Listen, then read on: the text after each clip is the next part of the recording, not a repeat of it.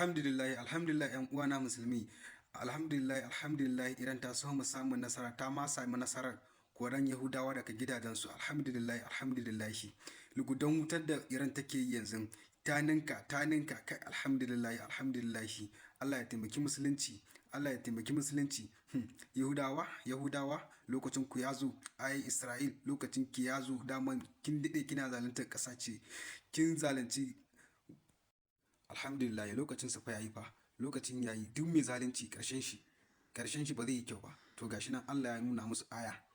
Amerika da Isra'il, ƙaramar ƙasar da suka raina Iran, ƙaramar ƙasar da suka raina Iran ta zo ta ba su wuta, ta ba su wuta. Sun yi mamakin wai Iran ce koko dai ya ake ne? Wasu waye suke taimaka mata? Rasha ne koko China? La haula wala quwwata. Ba su san ba mai taimaka mata kawai. Allah ne kawai ke taimaka mata. Allah ya taimaki musulunci da ke magansa.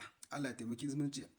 Albarkacin wannan watan Ramadan ɗin Allah ya ƙara ba Iran ƙarfin gwiwar da za ta ragargaje arna, ta ragargaje su haka ake so. Alhamdulillah, alhamdulillah. Mun samu nasarar tarwatsa su.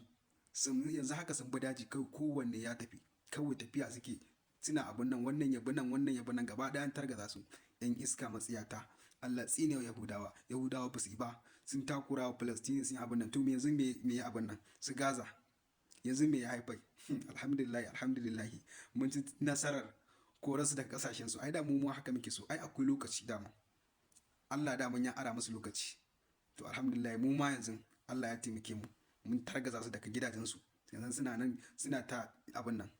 To already daman duk wata hanyar da za su bi ta nan cikin Isra'il gaba ɗaya an kashe su. Ta jirgin su gaba ɗaya Iran ta ragargaje su. Na sama da na ƙasa duka. Na mota duka gaba ɗaya na dai su tafiya ƙasa kiloli a cikin daji. Sannan su fita wata ƙasa sannan su hau mota ko su hau jirgi sannan su samu damar barin yankin gaba ɗaya. Alhamdulillah. Allah ya tarwatsa su. Allah ya tarwatsa su. Duk maƙiyin musulunci Allah ya tarwatsa shi. Allah shi ya tarwatsa shi. Tsinannu matsiyata.